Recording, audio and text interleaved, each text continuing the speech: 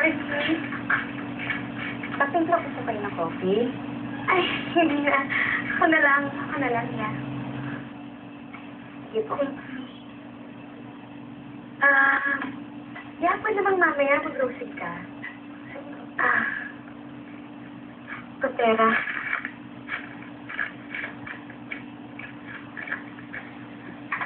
Siya nga po pa naman. Dumating na po yung notice of disconnection ng kuryente at ng tubig. Bayaran mo rin yan mamaya. Yan din sa pera. At saka pumunta na ba kayo? Hindi pa po. Pero okay na yan, ma'am. Naintindihan naman po namin. Pasensya na kayo, Pero huwag kayong mag-alala. Ayusin ko lahat yan. Salamat po, ma'am. Kaya, Pwede niyo ba ito? Ito po. Yes? Ano nangyari sa likod ni Nani? bed source po.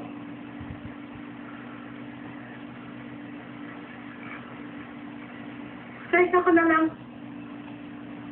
Okay po.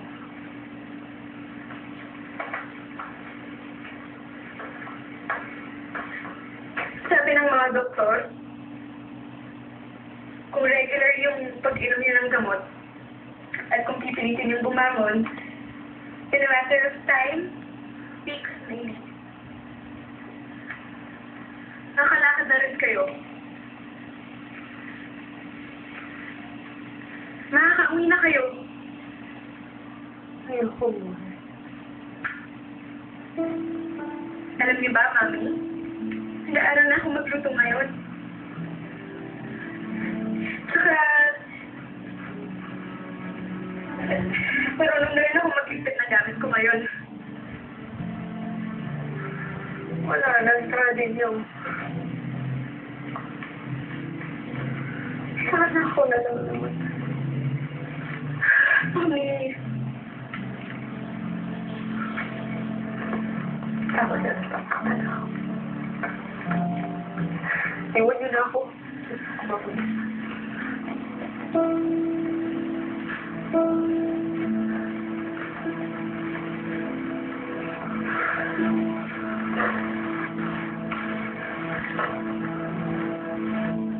ba ito, Tita Jane? Ganito kalaki ang babayaran natin monthly na ba ako para sa house?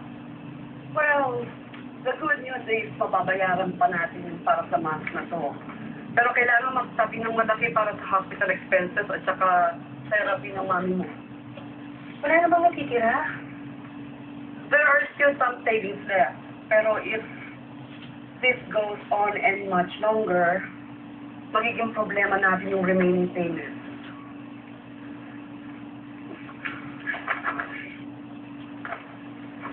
Tita, kung ibibenta tong house, saan kami titira?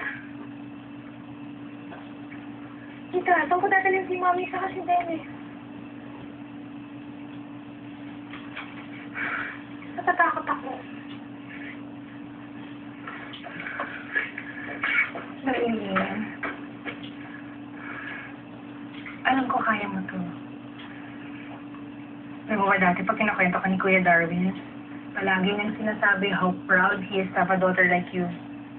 Matalino, malakas ang loob, and very smart. Kaya I know kaya mo to, ha? Saka don't worry, hindi naman kami para umanamit sa'yo. Okay? Ha?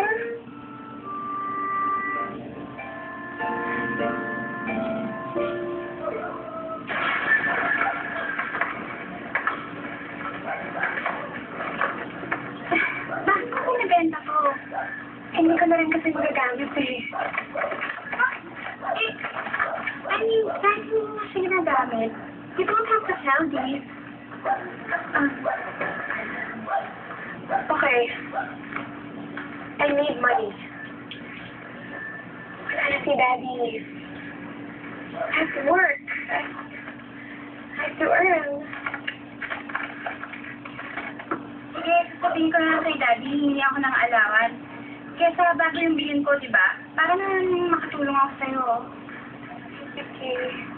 Ako ba wala rin? Thank you so much. Sabihin ko yung kay Daddy, bili ako. Okay.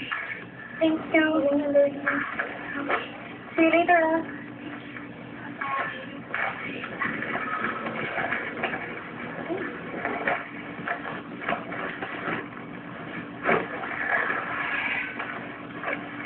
Hey, Chris? tumawag ako sa inyo eh. Sabi nila pupunta ka dito sa school kaya sumunod ako dito. Saka na. Ito. Trying to move on. Glad to hear that. Kausap ko yung driver mo. Sabi niya na pinabenta mo yung kotse mo. I'd really appreciate it if you could help me find a buyer. Are you sure? Anong gagamitin mo?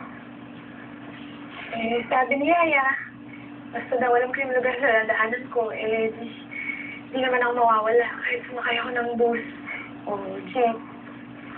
Alam mo, dahil hindi ganun kadali yan eh. Lalo na sa kagaya mo. Hindi sanay. Sanay din ako.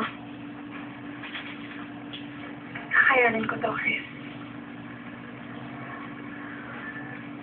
Kakayanin ko to.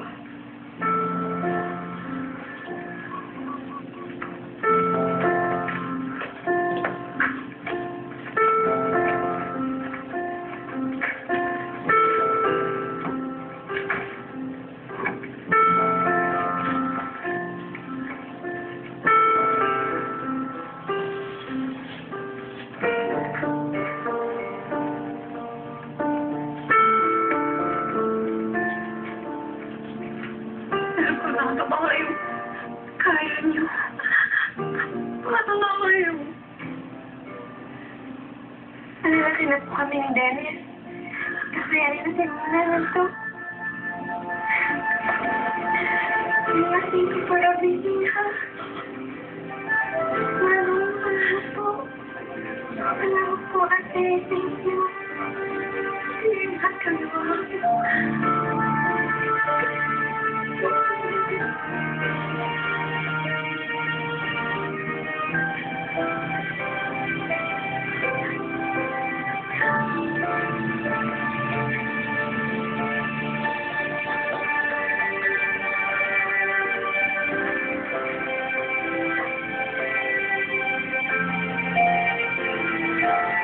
When almost everything was lost at wala akong maaasahan kundi ang sarili ko, doon ako nagsimulang matuto.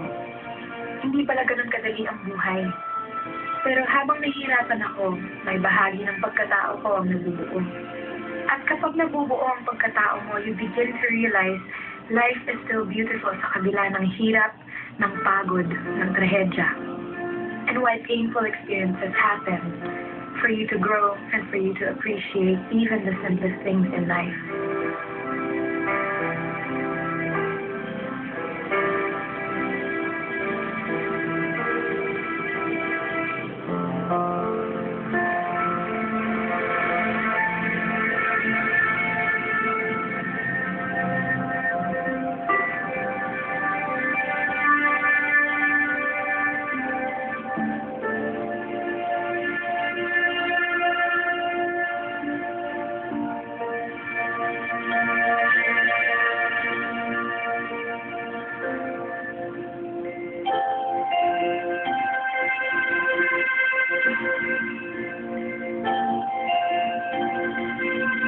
I'm applying for a job. Secretary.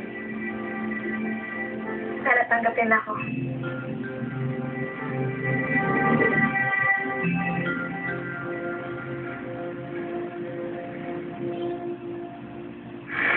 Ano lang.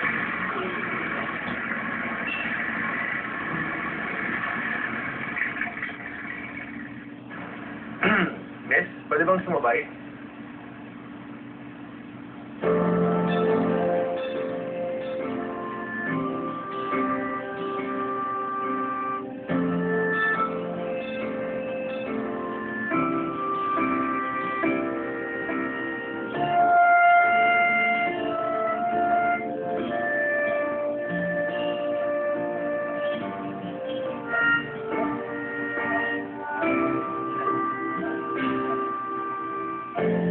Maraming salamat, ha?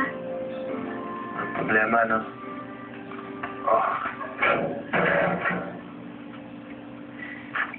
Darlene, I just want to say I'm really proud of you. Bakit? Hindi na ikaw yung dating Darlene na kilala ko eh. Nasaan na ang daddy mo ngayon? I'm sure happy siya sa nakikita niya. I'm really proud of you. But I just realized that when you're at your lowest, then mo mahanap yung strength mo. Bakit ganyan ang mukha mo? Cheer up. I love you.